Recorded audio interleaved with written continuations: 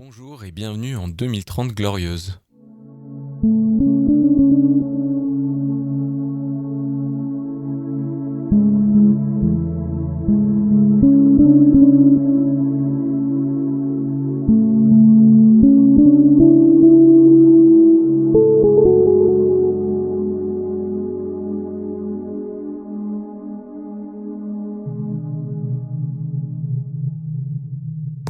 Je m'appelle Julien Vidal, je suis le fondateur du mouvement Ça commence par moi. À travers ce podcast, je pars à la rencontre des acteurs du monde de demain. Ils incarnent les utopies réalistes dont nous avons tant besoin. Ce sont des bâtisseurs, des idéalistes, des empêcheurs de tourner en rond, des personnes à l'écoute du vivant et d'eux-mêmes qui ont décidé de se mettre au service d'une cause qui les dépasse, celle de la création d'une société plus égalitaire, plus durable et plus heureuse. Ils sont des milliers en France à agir concrètement pour montrer que l'action est le meilleur remède contre le fatalisme et que, si nous agissons avec ambition et amour, la décennie des 2030 glorieuses est à portée de main.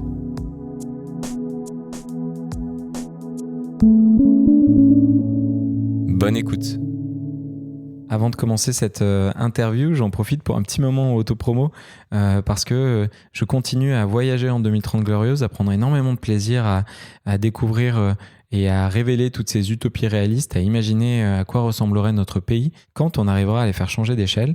Et ce travail, je l'ai compilé dans un livre qui sort le 19 janvier chez Actes Sud, au domaine du possible. Pour moi, c'est une sacrée consécration. Je crois que je m'en rends pas encore vraiment compte. Mais vous trouverez dans toutes vos librairies ce livre 2030 glorieuse, Utopie vivante, qui donne à voir comme ça un aperçu de la France des 2030 glorieuses avec un gouvernement largement remanié, des nouveaux ministères qui se permettraient de enfin se remettre au service du vivant dans sa globalité. C'est un livre sur lequel j'ai passé beaucoup de temps à travailler et qui, pour l'instant, n'a eu que des bons retours. J'espère que vous arriverez à vous en saisir et vous comme une nouvelle ressource pour vous permettre de donner encore plus d'épaisseur à ces utopies réalistes, à ces 2030 glorieuses, mais aussi comme un prétexte pour offrir peut-être ce cadeau à d'autres, ouvrir des nouvelles conversations avec votre entourage, avec vos collègues qui ne sont pas encore trop convaincus par le pouvoir des utopies. Mais en tout cas, voilà, il y est et je suis très fier de vous l'annoncer. Allez, je lance l'interview, c'est parti. Bonjour Marion Greffly. Bonjour Julien. Bienvenue dans le podcast 2030 glorieuse, dans lequel je rencontre celles et ceux qui sont les signaux faibles des mondes de demain. Le podcast 2030 glorieuse, il est soutenu par la NEF. C'est une coopérative bancaire citoyenne qui soutient depuis plus de 30 ans les porteurs de projets sociaux, écologiques et culturels. Marion, toi, tu es la cofondatrice de Télécoop. C'est le premier opérateur télécom coopératif engagé dans la transition écologique et solidaire. Aujourd'hui, nous échangeons à distance et nous discuterons forcément de technologie, mais aussi du modèle coopératif et plus largement de notre capacité à remettre l'innovation et le progrès, je suis en train de faire des R-guillemets, au service du bien commun. Pour commencer cet échange, Marion, je te pose la même question qui est la question d'entrée de l'interview désormais. Tu arrives dans un nouvel événement dans lequel tu rencontres des personnes que tu ne connaissais pas et arrive fatalement cette question: et toi, tu fais quoi dans la vie ? Qu'est-ce que tu leur réponds ? Alors, moi, je leur réponds que j'ai cofondé une coopérative dans les télécoms parce qu'on s'est rendu compte que, de par notre regard de citoyen, que le numérique était de plus en plus en train d'habiter nos vies, mais qu'en même temps, en tant que citoyen, c'était difficile pour nous de nous réapproprier et de comprendre ce qu'est véritablement le numérique. Et en fait, tout simplement, on s'est dit que c'était intéressant et surtout important de pouvoir faire du numérique quelque chose qui soit au service de la transition écologique et sociale. Et ce serait à peu près ce que je leur raconterais pour démarrer la conversation, tout du moins. On va revenir sur la notion de coopérative qui est forcément inhérente à la démarche de création de Télécoop. On parlera des licornes, on parlera de tout ça. Mais j'aimerais bien insister un tout petit peu plus, si tu le veux bien, sur la notion de métier, sur exactement comment tu caractériserais ton travail. Parce que avoir cofondé une coopérative, certes, c'est une activité dont je te félicite, mais qui laisse assez peu transparaître ton métier du quotidien. Si tu devais lui donner un nom à ce métier, quel serait-il ? Alors moi, je suis en charge du rayonnement de la coopérative. C'est-à-dire que, moi mon métier de tous les jours, c'est de pouvoir faire connaître, Télécope au plus grand nombre. Donc à la fois sur, des canaux, classiques, hein, digitaux, les réseaux sociaux, mais aussi, de pouvoir prendre la parole dans des cercles qui sont, plus, grand public. Donc, aussi bien, quand on est interrogé par de la presse ou des journalistes ou, de manière générale, quand on va décider de prendre la parole et de pousser un certain nombre, de nos thèmes qui nous sont chers. Donc moi, mon métier au quotidien, c'est, de parler de Télécope, c'est de monter des partenariats avec, d'autres structures qui souhaitent, faire parler, du modèle qu'on défend et en fait, tout l'enjeu de ça, c'est, d'être en capacité de, pouvoir, bien créer du lien, rencontrer les bonnes personnes et pour pouvoir échanger avec elles et pouvoir monter, des projets pour, qui vont finalement aussi, montrer notre, différence, sur, ce secteur, des télécoms et surtout prouver que le modèle coopératif, est un modèle, différent. Donc voilà, je Ouais, j'entends 2 choses, hein, dans ce que tu dis, Marion. La première, c'est que toi, tu es quand même, ambassadrice, du modèle coopératif et de toutes ses vertus. Tu fais un gros travail de pédagogie sur, ce modèle coopératif et toutes les différences, hein, qu'il y a par rapport aux entreprises classiques, en particulier dans le secteur des télécoms, qui est un secteur où il y a des monolithes, hein, presque, j'allais dire, avec une captation des richesses, des données dont on pourra éventuellement reparler si tu le souhaites. Et à la fois, j'entends quand même que tu es aussi ambassadrice de cet opérateur télécom qui est singulièrement différent, novateur dans sa démarche et qui propose une manière de consommer de la donnée complètement différente. Oui, tout à fait. Au cœur du discours, de Télécope, il y a ce qu'on appelle la sobriété numérique. Donc c'est vraiment, la capacité, de chacun d'entre nous de repenser en fait, nos usages, de nous les réapproprier, en partant du principe que le numérique, c'est une ressource qui est limitée, parce que le numérique a des impacts environnementaux, et sociétaux qui sont forts. Et à l'inverse, on n'en bénéficie pas tous de la même manière, hein, puisque, par exemple, un Français sur 5 est victime de fracture numérique, c'est-à-dire qu'il ne peut pas accéder à la ressource numérique, au même niveau que les autres. Donc, nous, notre métier, c'est de dire que, le numérique, il doit être équitablement partagé entre tous et il doit aussi, pouvoir, être, organisé dans le temps pour qu'on puisse, toujours se servir, du numérique, dans, les prochaines, décennies. Et effectivement, nous, c'est notre positionnement qui est assez atypique, hein. C'est de montrer que ce numérique, qui est de plus en plus présent dans nos vies, qui est en train aussi, de, finalement s'immiscer dans notre vie aussi bien, professionnelle que personnelle et bien, en fait, on peut décider, de lui donner une place. On peut, aussi en faire un projet, sociétal, hein. C'est-à-dire se dire, dans le cadre, de la société, qui, me fait rêver, qui me fait envie, quelle place je donne au numérique, hein et comment je réinterroge, ce positionnement et tu l'as dit, pour ça, on fait plusieurs choses. C'est-à-dire que, d'abord, on a, sorti un abonnement mobile qui a la particularité, de facturer, ses abonnés au réel de leur consommation de données mobiles. Ça, c'est vraiment pour s'opposer au fait que, la donnée mobile, quelque part, elle est illimitée, elle est impalpable, elle a pas d'impact. Nous, on dit: «Non, en fait, oui, elle a des impacts» et c'est important de pouvoir, les comprendre et de se réapproprier, cette consommation de notre quotidien. Ensuite, on travaille, sur la lutte contre l'obsolescence, programmée. Nous, on a fait le choix, de ne pas dépendre dans notre modèle économique de la vente de téléphones portables, alors que c'est le cas pour la plupart, des opérateurs télécoms, pour se donner en fait la liberté, d'innover, pour permettre à chacun, d'aider finalement chacun à garder son téléphone le plus longtemps possible.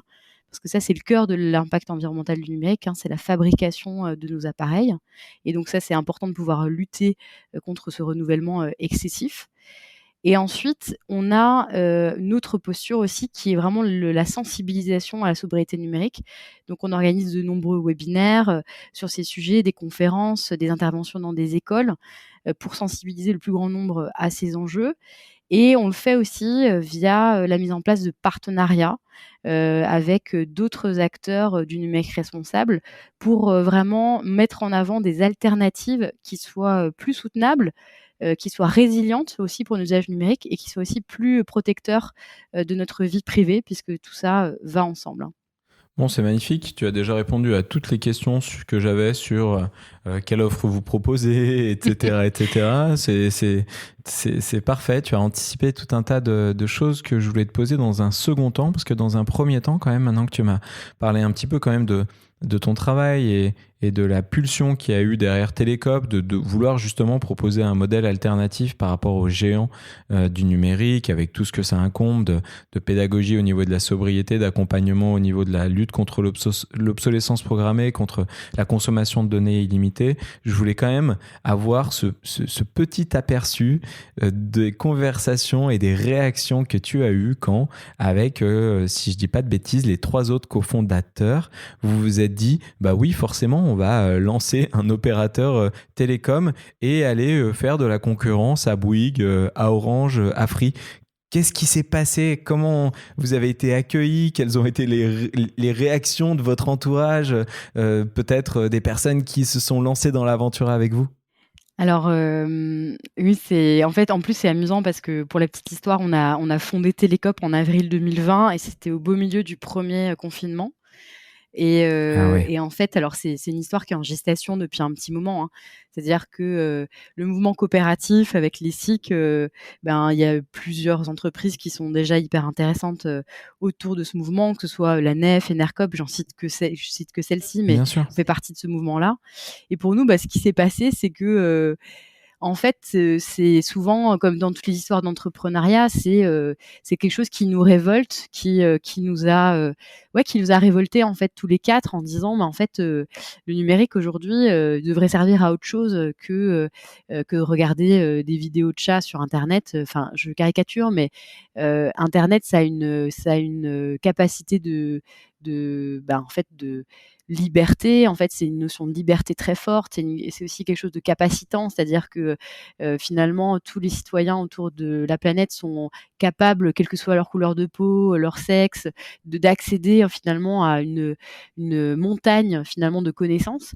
Et nous, on trouve que ça, c'est juste fantastique. Mais ce que nous, on a constaté, c'est que, eh bien, il y avait un certain nombre d'acteurs qui, s'accaparaient, en fait, cette notion d'internet et qu'il était important de pouvoir remettre le citoyen au cœur de tout ça. Donc je dirais qu'au début, tout ce qui était, enfin le lancement de tout ça, ça a été un point de révolte quelque part. Et ensuite quand on s'est lancé, le modèle coopératif, bah, pour parler de mes proches, c'était pas du tout quelque chose qu'ils connaissaient, hein, très clairement. On comprenait pas bien, pourquoi j'allais me lancer dans cette aventure. Notamment que moi je viens du secteur entre guillemets «marchand», hein. Enfin avant je bossais dans l'agroalimentaire, je gagnais très, très bien ma vie. Enfin voilà, je me posais pas toutes ces questions. Sauf qu'à un moment donné, il y a un moment de déclic et on se rend compte que, bah, oui, je me suis rendu compte que, bah, c'était quand même beaucoup plus utile, de mettre ma force de travail au service de quelque chose, pour l'intérêt collectif, hein, plutôt que quelque chose pour, enrichir, une entreprise en particulier. Enfin, tout d'un coup, tout ça, ça me semblait, ouais, complètement, à côté de la plaque quoi, par rapport aux enjeux de la transition écologique et sociale. Mes proches, ils ont pas bien compris. Non, mais d'accord, mais toujours est-il que la question, c'est vous allez lancer une boîte qui va concurrencer Free et Xavier Niel et les milliards qu'on imagine et Orange qui est ce successeur, cette évolution de cette entreprise d'État que tout le monde connaît. Enfin, là, c'est même plus David contre Goliath. Ça aurait pu quand même être assimilé à de la folie pure, on est Ouais, d'accord? bah, je pense que, c'est pour ça que je parlais du système coopératif. Je pense qu'en plus, sous un format coopératif, ça avait jamais été fait avant donc il y avait, tout cet, questionnement autour de, bah, concrètement, bah, qu'est-ce que vous allez faire, quoi? Quel va être votre impact? Est-ce que vous allez vraiment y arriver? Oui, oui, bah, on a eu droit à tout ça, globalement, mais bah, je pense qu'en fait, on était animés par quelque chose qui était plus grand que nous, en fait, de dire qu'on travaille sur quelque chose qui, va servir l'intérêt collectif, qui va défendre cette notion-là sur un secteur qui est hyper marchand. Et ben, en fait, je pense que ça dépassait tous ces questionnements et on a été hyper bien reçus par, la communauté entre guillemets «des coopératives», ils attendaient, a priori quand même l'arrivée d'un opérateur télécom sur ces sujets. Donc on a été épaulés et je pense que ça a, quand même vite aussi, contribué au fait qu'on n'avait pas du tout la sensation, d'être, des, doux rêveurs, qui se lançaient sur un projet qui était complètement fou, quoi. Donc Tu l'as dit, vous avez été bien accueillis par les autres coopératives. Vous avez très vite rejoint le mouvement des licornes qui a été lancé il y a quelques mois maintenant et qui, tu en as mentionné quelques-unes, regroupe des coopératives comme Enercoop, Mobicop, etc. Et puis, vous comptez aujourd'hui quand même sur plus de 3000 abonnés et 500 sociétaires. Quel accueil vous avez eu, enfin, en tout cas, quelles sont les raisons les plus fréquemment avancées pour vous rejoindre plutôt que des géants qu'on a déjà cités? Une des premières raisons, c'est, le service client. Nous, on a un service client qui est basé en France, donc qui crée de l'emploi local et dont la mission, c'est vraiment d'accompagner, en fait, les personnes dans leurs usages numériques. Donc on prend ce temps-là et donc la première raison, j'ai vraiment l'impression que c'est cette proximité-là qu'on essaye de recréer en disant que, oui, en fait, derrière un numéro de téléphone, il y a une personne, qui est dédiée à ça et qui aime faire ce métier de service client et ça, je crois que ça fait, une grande différence et on nous a souvent dit que le service client était très sympathique et nous, ça nous fait vraiment très plaisir parce qu'on essaye de mettre vraiment de l'humain là-dedans et la deuxième raison, c'est aussi parce que les gens qui nous rejoignent, ils ont envie de prouver qu'un autre modèle est possible, donc le modèle, coopératif, que, les enjeux de sobriété numérique, en fait, on est de plus en plus nombreux à penser que c'est important et donc on nous rejoint aussi parce que, il y a quelque part aussi cet acte militant, qu'on réalise, en devenant, client de Télécoop, pour montrer qu'on a envie d'un autre modèle. Et je pense que voilà, c'est un peu ces 2 raisons-là combinées, qui font qu'aujourd'hui on est rejoint par de plus en plus de personnes. J'ai bien compris pourquoi vous parliez d'une activité avec un impact écologique. Encore une fois, de la consommation de la donnée raisonnée, de la sobriété technologique avec le fait d'accompagner les utilisateurs à garder leur téléphone le plus longtemps possible. J'ai un petit peu plus de mal à cerner le côté solidaire que vous mettez aussi en avant. Est-ce que c'est justement parce que vous aidez à créer des emplois en France? Est-ce qu'il y a une dimension qui m'a échappé? Alors oui, c'est exactement ce que tu dis, c'est la création d'emplois en France. C'est aussi vraiment les notions d'accompagnement, enfin le fait qu'on prenne le temps d'accompagner chacun, dans ses usages, numériques et ensuite c'est tout un volet qu'on va être amené à développer. Puisque, en fait, l'enjeu, et que j'en ai parlé un petit peu en introduction, c'est qu'il y a, 1 Français sur 5 qui est victime de fracture numérique. Donc ça veut dire qu'aujourd'hui, chacun n'est pas égal par rapport à l'utilisation qu'il peut faire du numérique et donc dans, les mois qui viennent, on va développer en fait une offre solidaire où, l'enjeu c'est à la fois de pouvoir accompagner ces personnes, mais aussi de leur permettre financièrement d'accéder au numérique. Donc ça, c'est des choses qui vont venir aussi renforcer, cet aspect, solidarité, qui, en fait, qui nous est cher et qui en même temps, on n'a pas pu faire tout en même temps. Donc du coup, naturellement, on arrive, avec les projets, au fur et à mesure de l'histoire de Télécoop, quoi. Oui, non, mais en un an et des poussières, vous avez déjà pas mal bossé. Et au-delà de cette offre solidaire dont tu viens de nous parler, il me semble qu'il va aussi y avoir une offre d'Internet fixe l'année prochaine. Ouais, tout à fait, on travaille sur une expérimentation là-dessus. Parce que, notamment parce que, ça nous permettra d'être un opérateur télécom, complet et aussi, parce que, en fait, consommer, de l'internet, depuis, chez soi, donc via une box plutôt qu'en données mobiles, en mobilité, c'est beaucoup plus sobre, hein, d'un point de vue énergétique donc vraiment on se doit de proposer cette offre. Donc effectivement, on est en train de travailler, sur ces sujets pour l'année prochaine, ouais. Dernière question pour toi, Marion.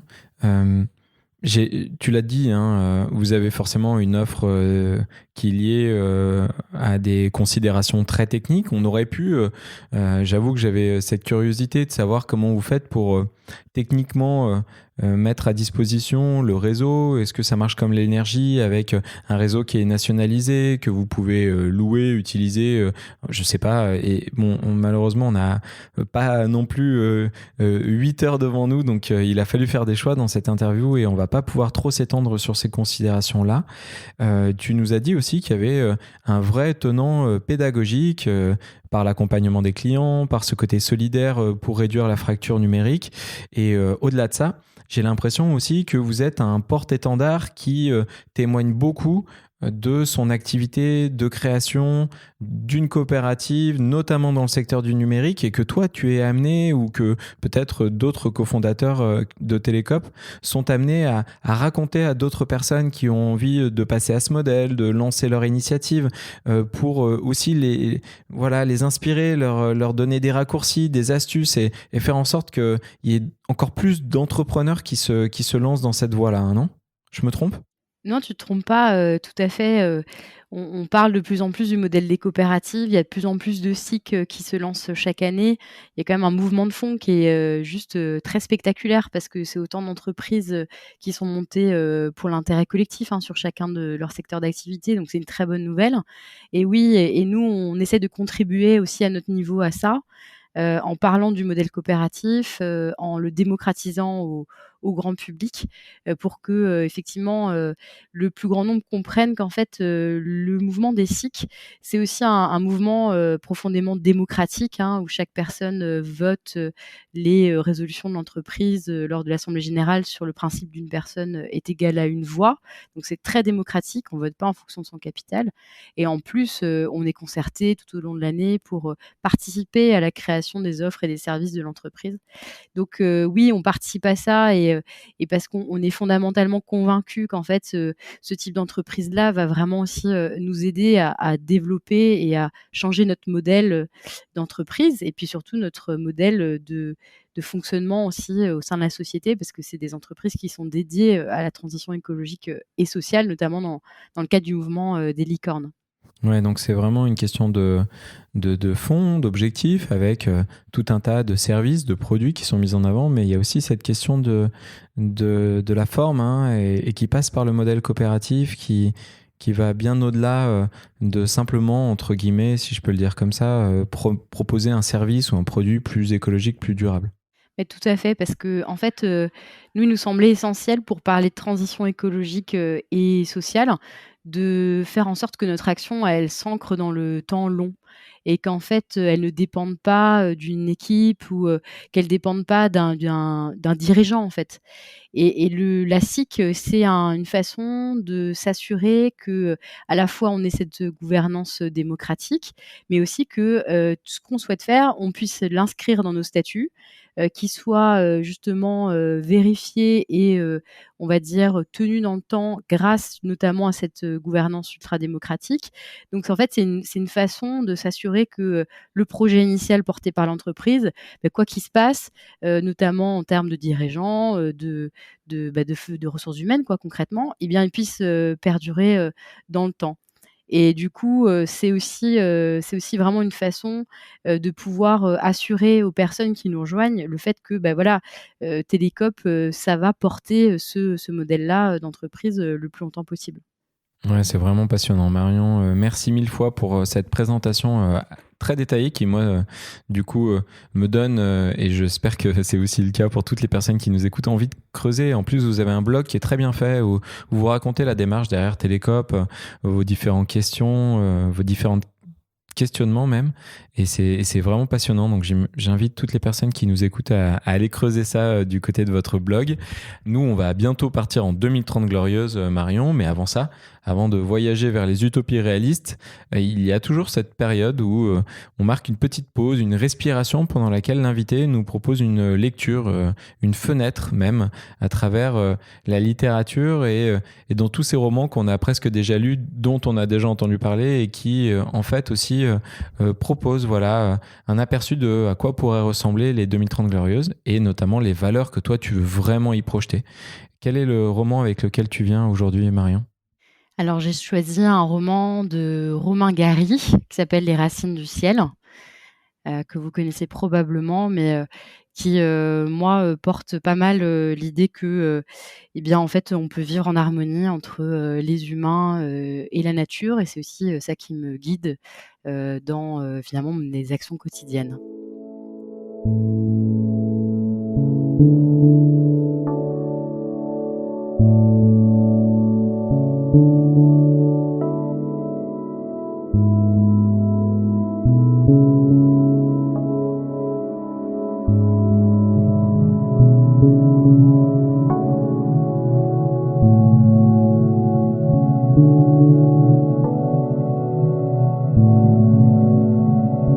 Je dois vous dire aussi que j'ai contracté en captivité une dette envers les éléphants, dont j'essaye seulement de m'acquitter.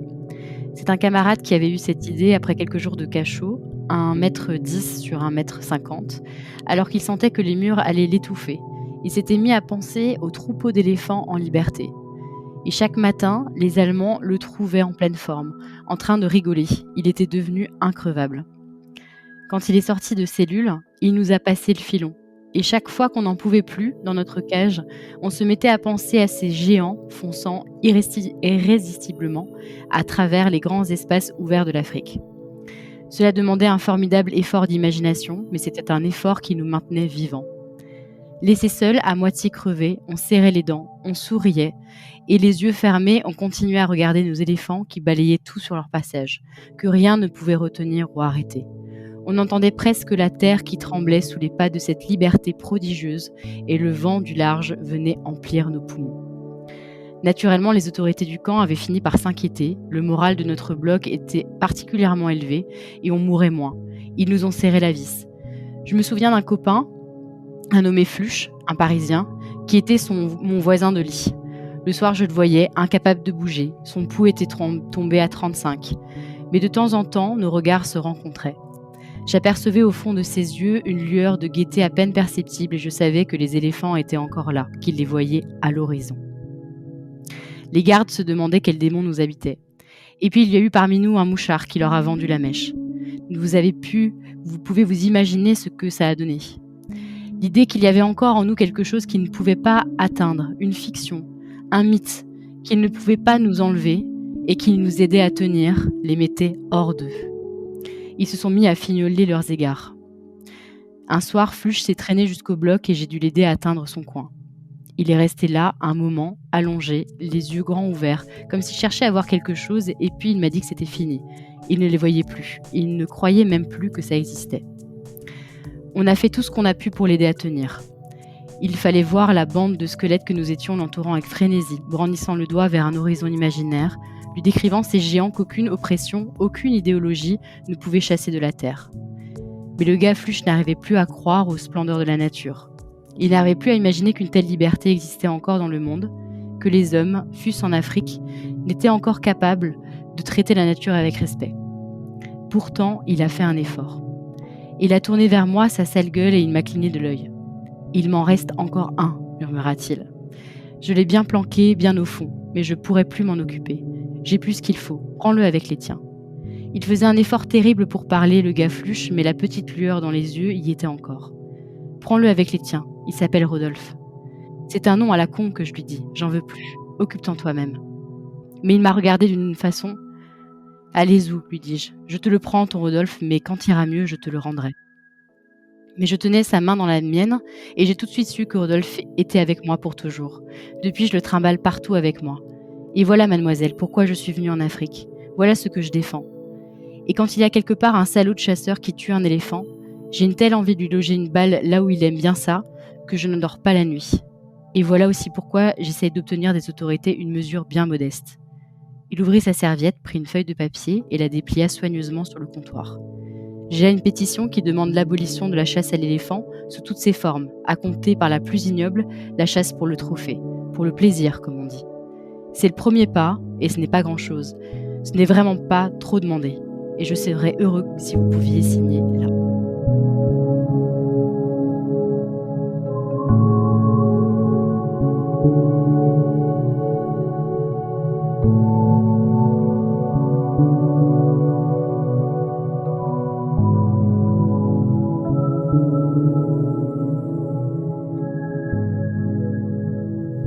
Merci Marion pour cette lecture. Ça y est, on y est en 2030 glorieuse. On est dans cette république du vivant où l'humanité a repris sa place parmi le vivant, a arrêté de se croire supérieure à ce vivant qu'elle a malheureusement trop détruit et réduit en esclavage.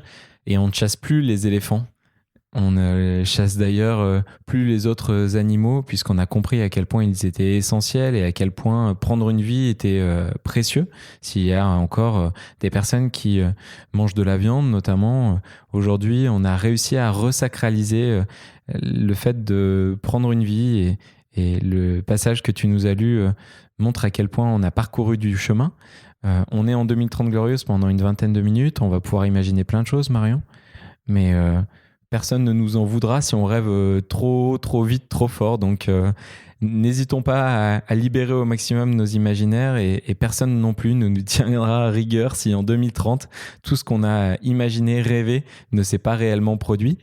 Toi, ça y est, tu es en 2030 glorieuse. Tu vas nous aider à voir à quoi elle ressemble, ces 2030 glorieuses, à quoi ressemble enfin cette société durable et solidaire, en la décrivant du mieux possible. Qu'est-ce que tu peux dire aux personnes qui sont avec nous Qu'est-ce que tu vois, par exemple, par la fenêtre quand tu regardes là? Moi, par la fenêtre, je vois, des personnes qui sont installées à un café et qui échangent, qui discutent, qui, parlent en fait, du monde, tel qu'ils le voient et qui échangent ensemble sur, ce qu'on pourrait bien faire, pour améliorer tout ça. Et juste à côté, je vois quelqu'un qui, tout simplement en fait, ramène, un produit qu'il a emprunté à un de ses amis. En l'occurrence, je crois que c'est une perceuse parce qu'il avait besoin de pouvoir, faire des travaux chez lui. Et je vois quelqu'un d'autre, qui, passe, la porte d'entrée, d'un appartement, d'un logement parce qu'en fait, tout simplement, il va récupérer, des portions, d'un repas, dont son voisin n'a finalement pas besoin. En fait, moi, ce que je vois, c'est un monde, du partage, où les choses sont mises en commun, où on réfléchit plus seulement parce que, on est propriétaire de quelque chose, mais plus parce qu'on a envie de le mettre au service, de tous. Et moi, je vois du coup une société où, on n'a plus besoin, d'acheter, mais on peut simplement, sonner pour l'emprunter, quelque chose à son voisin. Voilà, moi je pense à une société d'une mise en commun et du coup En 2021, le numérique, c'était vraiment l'un des milieux dans lequel la propriété, la manipulation du système à travers une fausse gratuité était à son paroxysme. Et en 2030 glorieuse, le numérique, justement, a réussi à reprendre le pli des communs, notamment grâce à des initiatives comme Télécop. Est-ce que tu peux me raconter à quoi ressemble ce numérique en commun? ce numérique en commun, en fait, il est transparent. C'est-à-dire que, chacun, sait, en se servant du numérique, les usages qui sont faits de ces données, est capable de comprendre et est capable de refuser, d'accepter, s'il le souhaite. C'est aussi un numérique en commun où on serait capable de garder nos appareils le plus longtemps possible, à se les prêter aussi, les uns les autres, à être en capacité aussi, de pouvoir, si on a besoin d'une pièce détachée, descendre, dans le Repair Café, du coin de la rue, et qui nous permettra de nous aider à faire notre, réparation. C'est aussi un numérique où, des, solutions, libres, et open source, auront supplanté, des grands acteurs, qui, sont plutôt sur une logique, de lucrativité excessive. Là, on mettra en commun, de manière, totalement universelle, des outils qui sont nécessaires à chacun d'entre nous pour, communiquer, sans qu'il y ait un quelconque, modèle économique, en tout cas qui soit monté, à nos dépens. C'est aussi, un modèle où, on peut, passer le coin de la rue et rentrer, dans, un univers où on sera accompagné en fait, dans ces démarches, et notamment dans ces démarches, auprès du service public où, finalement, le numérique est devenu omniprésent, a été omniprésent un temps et a commencé à reculer parce qu'on a préféré, le contact, humain, pour, régler les problématiques, de chacun. C'est aussi un monde où, on a décidé que, le plus important, c'était pas l'automatisation, à outrance, mais c'était, le bien-être, des salariés. C'est, le bien-être, de chacun d'entre nous, et qu'ils puissent, vivre justement, dans une situation où, il peut avoir, ce contact humain, quand il en a besoin pour être aidé, mais aussi, pour, se développer, et puis pour, être employé déployer dans des situations et des circonstances, qui soient, bien évidemment au service, de chacun et qui soient respectueux de chacun, de son intégrité. Ce qui a beaucoup aidé, hein, c'est en 2025 quand on a mis en place un permis numérique. Alors, tout le monde a été amené à passer ce permis numérique, mais aujourd'hui, il est surtout mis en avant dans les écoles, au collège, pour aider les plus jeunes aussi à se saisir du numérique, à comprendre les dessous, les potentielles manipulations et la nécessité justement de pouvoir à la fois conjuguer numérique et sobriété, mais aussi numérique et transparence et numérique et propriété la moins privée possible. Mais ce permis-là, il a permis justement d'avoir une éducation au numérique qui était complètement inexistante sur un secteur dérégulé où il y avait pas mal d'acteurs qui avaient une position monopolistique et qui se permettaient d'abuser de cette position pour voilà, mettre des systèmes économiques qui étaient très très obscurs et puis qui créaient des vraies dépendances. Et le fait d'accompagner aujourd'hui les citoyens à une consommation raisonnée, raisonnable aussi du numérique, ça a vraiment changé la donne. Ça a changé la donne parce qu'effectivement, ce qui a été mis en place a permis, d'éduquer en fait tout simplement et à jouer le rôle aussi, de ce qu'on a besoin en tant que citoyen, c'est d'être, éclairé en fait sur les grandes dynamiques, de notre monde et voilà et c'est des générations maintenant de collégiens, de lycéens, qui sont, au courant de tout ça et qui, font des choix, éclairés, en utilisant le numérique et qui aussi, privilégient, plutôt des relations, sociales, physiques, plutôt que, la place du smartphone.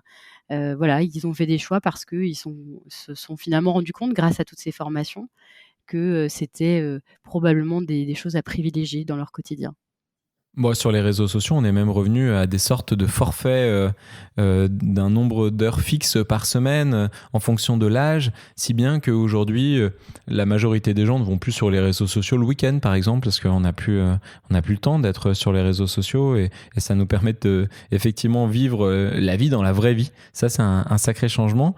Il y a de plus en plus de coopératives qui se sont lancées sur le marché, forcément des télécoms, mais aussi du numérique. Est-ce que tu peux me raconter à quoi ça ressemble à ce niveau-là? Comment les coopératives, elles ont réussi à remettre de l'humanité dans le numérique?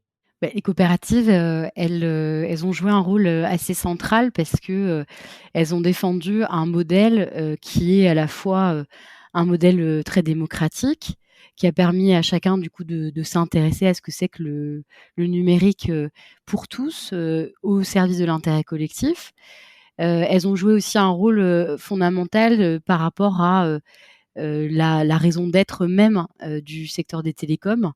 Elles ont, contrebalancé cet avis qui était, que la technologie, à tout prix, allait finalement, nous sauver. Elles ont plutôt dit que c'était le collectif, c'était les liens et les relations entre les personnes, qui allaient, pouvoir, proposer et qui proposent aujourd'hui un contre-modèle de société et ce sont autant de coopératives qui sont en fait présentes finalement dans tous les secteurs du numérique, aujourd'hui et qui, sont en fait en capacité de montrer que, finalement, on est capable d'avoir une coopérative, sur tous les sujets, au sein du numérique. À la fois, sur les questions de réparation, sur les questions, de sensibilisation, sur les questions d'encadrement, sur les questions de développement aussi, des outils numériques.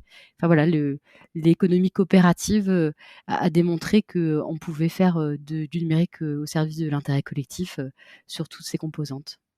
Et c'est ça qui est fou, c'est que dans ce secteur qui paraissait très impalpable parce que mondialisé, parce que avec souvent des machines, des installations qui sont installées à l'autre bout du monde, les coopératives ont réussi à reterritorialiser le numérique en ayant voilà, ces lieux partout en France où on peut venir apprendre à utiliser ces outils numériques, on peut aussi venir les réparer, les entretenir, mais aussi on peut venir donner son opinion. Et d'ailleurs, je me rappelle plus exactement de la date, mais Télécope a fait partie des initiatives motrices au moment où on parlait de lancer la 6G.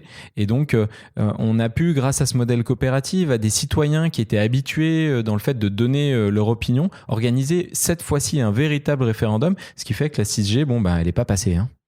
Oui et c'est vrai que ça a été un grand moment, de pouvoir, démontrer que, et bien, en fait, que chaque citoyen, à partir du moment où, il est bien informé sur, les enjeux, concrets, qui se cachent derrière, des technologies ou derrière des choix, technologiques, et bien, quand on est bien, informé, on est capable, de donner son avis, quel que soit, son niveau de compétence, quel que soit aussi son niveau, social et c'est ça, qui est assez, génial dans l'expérience qu'on a fait dans ce cadre. C'est, de démontrer qu'en effet, les citoyens, peuvent être partie prenante de tous ces choix technologiques et c'est aussi le cas parce que, la coopérative, elle a su rassembler aussi, des partenaires, autour de ça, puisque les coopératives, dans ce changement-là, elles l'ont pas fait toutes seules. Elles l'ont aussi fait parce que, au sein de leur gouvernance, eh bien, c'était possible de pouvoir accueillir, de par leur statut même, tout un tas d'acteurs, d'associations, d'autres entreprises, de coopératives qui souhaitaient aussi, pouvoir, mettre leur énergie, à ce service-là. Ouais, c'est fou comme ce modèle coopératif, c'est vraiment un incubateur de ces manières de bien vivre ensemble. Je pense à votre expérimentation qui a été aujourd'hui validée dans tout un tas d'autres secteurs de notre société. Mais je sais que à l'époque déjà, en 2021, vous disiez que vous étiez une coopérative de télécom durable et solidaire. Et donc en 2023, quand vous avez proposé à vos abonnés de payer plus cher les consommations quand elles étaient assez élevées pour pouvoir permettre d'assurer un besoin de base, puisqu'en fait, la communication, vous vouliez vraiment faire en sorte qu'on comprenne que c'était un besoin vital et que du coup, on puisse accéder à une offre à très très bas prix grâce à ces personnes qui, elles, consommaient plus et qui acceptaient de payer plus. On se retrouve aujourd'hui avec une offre Télécope de 1 euro pour effectivement les besoins de base, c'est-à-dire envoyer des messages, utiliser un tout petit peu Internet et téléphoner, qui est possible grâce à ces personnes qui payent beaucoup plus pour une consommation plus gourmande. Et ça, derrière, ça a transpiré dans toute la société sur l'eau, sur l'électricité, sur plein d'autres choses, avec un modèle qui, moi, me semble hyper enthousiasmant. Tout à fait. En fait, cette dynamique, au début, on n'y croyait pas trop parce que, c'est quelque chose qui n'avait pas été encore fait et en fait, on s'est rendu compte que, en fait, on le faisait déjà tous à notre niveau, mais de manière un peu plus inconsciente. C'est un peu ce qu'on a appelé, le pot commun, quoi. C'est-à-dire, en fait, on rassemble quelque part, des personnes. Les gens qui ont les moyens, cotisent davantage pour celles qui en ont pas et permet finalement à ce que tout le monde arrive au même niveau, d'accessibilité et en fait, moi j'adore cette notion, du pot commun. Quelque part, c'est, de dire que, on cherche à mettre encore une fois, en commun, des moyens, pour rendre accessible au plus grand nombre, ces technologies-là. Mais aussi, ce qu'on a rajouté à ça, c'est cette notion de réflexion autour de, ce qui était, soutenable, ce qui était, résilient en fait pour, les, services télécoms, tels qu'ils existent et le numérique de manière générale. Puisque, on a dû aussi commencer à réfléchir, à rationaliser, les usages, hein, de manière plus globale. Parce qu'on sait que, pour le coup, dans très peu de temps, il y aura des tensions sur, un certain nombre de matières premières et autres qui pourraient rendre l'usage du numérique, compliqué parce qu'on n'a probablement pas fait les choix qu'il fallait, il y a quelques, décennies en arrière. Mais, cette dynamique en fait du pot commun fait aussi qu'on peut faire ces choix-là, plus facilement et plus simplement parce que, on est tous partie prenante, de cette, réflexion, et de cette mécanique, pour, définir et réfléchir à ce qui peut être acceptable pour chacun. Toi, Marion, tu fais quoi en 2030 Glorieuse? En 2030, glorieuse, bien, j'espère que, je travaillerai probablement toujours chez Télécope, parce que, j'ai cette envie-là d'être sur un vrai projet de long terme, de pouvoir mener des choses, sur le long terme. Et à titre personnel, je pense que, j'aurais probablement aussi, quitté Paris pour expérimenter, un autre modèle de vie, aussi de mise en commun, dans ma vie quotidienne.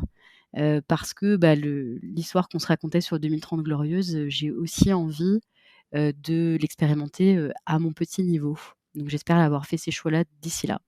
De retour en 2021 avec voilà, des étoiles plein les yeux là, d'imaginer ces 2030 glorieuses en commun parmi le vivant. Ça me donne moi beaucoup d'enthousiasme et ça me donne envie d'y être en fait, même pour tout te dire. Et d'une certaine manière, j'y suis déjà parce que la mise en commun, c'est quelque chose que j'ai intégré dans pas mal de facettes de ma vie et qui, quand on ose regarder notre relation aux objets différemment, de prendre un peu de recul par rapport à ça, on constate qu'il y a déjà tout un tas d'initiatives qui nous permettent de réparer son vélo, de construire une étagère, de partir en vacances avec des objets qu'on arrête d'acheter mais qu'on prêterait, louerait, etc., etc. Toi, tu recommanderais quoi, Marion, aux personnes qui nous ont écoutés et qui se sont dit « Bah oui, bien sûr, j'ai envie d'y être. Allez, qu'est-ce qu'on attend ?» pour qu'on puisse les concrétiser le plus rapidement possible, ces 2030 glorieuses. Qu'est-ce qu'on fait là tout de suite ? Ce qu'on fait là tout de suite, c'est, que je pense que, ce qui est fondamental à mon avis, c'est de faire un peu le bilan de là où on en est, chacun, dans sa consommation en tant que telle et pour pouvoir, bien flécher en fait le maximum de son budget, de son argent vers, Mais très concrètement, Marion, ça veut dire quoi ? Parce qu'on fait un bilan. Est-ce qu'on fait un bilan carbone grâce à la plateforme Nos Gestes Climat ? Comment on le fait, ce bilan ? alors oui, c'est une possibilité, mais je crois que pour moi le truc principal, c'est que, son argent, serve à des choses qui soient justes. Et moi, la première chose que j'ai fait, c'est, que, j'ai ouvert un compte à la Nef et j'y ai mis, mon épargne parce que, je sais que dans les notions de transition écologique et sociale, ce qui fera le plus de poids, ce qui aura le plus de poids, c'est la façon dont on utilise notre argent. Et donc du coup, c'est ce choix-là que j'ai fait, en premier. Ouais, la nef invite même les gens qui le peuvent à devenir sociétaires et à prendre des parts pour avoir encore plus d'impact. Donc c'est génial que tu passes ce message-là. J'en profite aussi pour partager l'initiative de Jeff et Romain, des écolos humanistes qui sont à Lyon et qui eux invitaient à calculer son RIB, son revenu induit par ses besoins. Et donc plutôt que se dire tiens, j'ai tant d'argent, je vais pouvoir faire ça, l'idée c'était plutôt de dire qu'est-ce qui me rend heureux, quels sont mes besoins, mes envies, et finalement si j'essaie d'avoir cette vie sobre et épanouissante, de combien d'argent j'ai vraiment vraiment besoin. Et donc en conséquence de se dire que peut-être on n'a plus besoin de ce boulot dans lequel on s'épanouit pas, ou peut-être qu'on peut commencer par passer au 4/5e, puis au 3/5e, à mi-temps, je sais pas, et de changer un peu sa relation et à l'argent et au travail. Oui, ça m'inspire beaucoup ce que tu dis parce que, à titre personnel, j'ai fait ce cheminement-là. Pour rejoindre l'économie sociale et solidaire, j'ai rejoint un programme qui s'appelle le programme Associé on Purpose et le but de justement ce programme, c'était à la fois d'être, à l'aise avec ce que c'était que l'économie sociale et solidaire, de se faire une expérience, mais à mon niveau, c'était aussi de comprendre, ce dont j'avais vraiment besoin, de quel argent j'avais besoin pour vivre. Parce que ça m'a requestionnée aussi sur, ces enjeux-là. Mais c'était, essentiel en fait pour aussi, finalement se défaire, de cette impression qu'on doit posséder, qu'on doit acheter. Souvent quand on revient à l'essentiel et quand on revient à vraiment ce dont on a besoin et ça passe aussi par, cette question de l'argent qu'on gagne, on remet, beaucoup plus facilement en cause, ce modèle-là, parce que, en fait, on s'en donne les moyens tout simplement. Merci Marion. Merci Julien. Et voilà, cet épisode avec Marion Greffly vient de se terminer. Très content d'avoir eu l'opportunité d'utiliser l'excuse presque du numérique pour aborder la question des communs et le modèle coopératif qui va avec, dans le témoignage de l'expérience de Marion, de son cheminement, mais aussi derrière de sa prise de position forte et assumée sur le modèle coopératif, avec tout ce que ça veut dire aussi, et notamment son intervention sur la nécessité de remettre du temps long, reterritorialiser ces initiatives, de donner une vraie voix aux consommateurs, clients qui deviennent en fait des parties prenantes à part entière. Ça me fait du bien et ça m'enthousiasme et ça me donne à voir des 2030 glorieuses où le modèle économique serait radicalement différent. Je continue à prendre énormément de plaisir à voyager en 2030 glorieuse. C'est quelque chose que je vais continuer à faire toute l'année qui vient et c'est vraiment là où je veux mettre l'accent. Vous allez retrouver forcément des nouvelles du guide des conversations utopiques que vous avez peut-être déjà eu entre les mains ou dont vous avez entendu parler à minima. Et puis aussi, et je me permettais de le signaler, il y a aussi ce livre des 2030 glorieuses qui sort chez Actes Sud le 19 janvier 2022, là ça y est, on y est, et qui donne à voir ma vision des 2030 glorieuses en compilant pas mal d'expériences de ces personnes que j'ai eu la chance de rencontrer, avec lesquelles j'ai pris beaucoup de plaisir à échanger. Voilà. J'espère que ça sera un outil supplémentaire pour pouvoir vous aider à travailler sur les imaginaires et à les diffuser largement autour de vous. Et je vous dis à très bientôt pour un nouvel épisode des 2030 glorieuses. Salut! Merci d'avoir pris le temps de voyager en 2030 glorieuse avec nous. Vos commentaires et suggestions sont les bienvenus et abonnez-vous à ce podcast pour être sûr de ne pas rater les prochains épisodes. Moi je vous dis à très vite pour découvrir ensemble d'autres utopies réalistes et je vous donne rendez-vous sur ça commence par moi.org pour construire ensemble un monde meilleur dès aujourd'hui. Salut!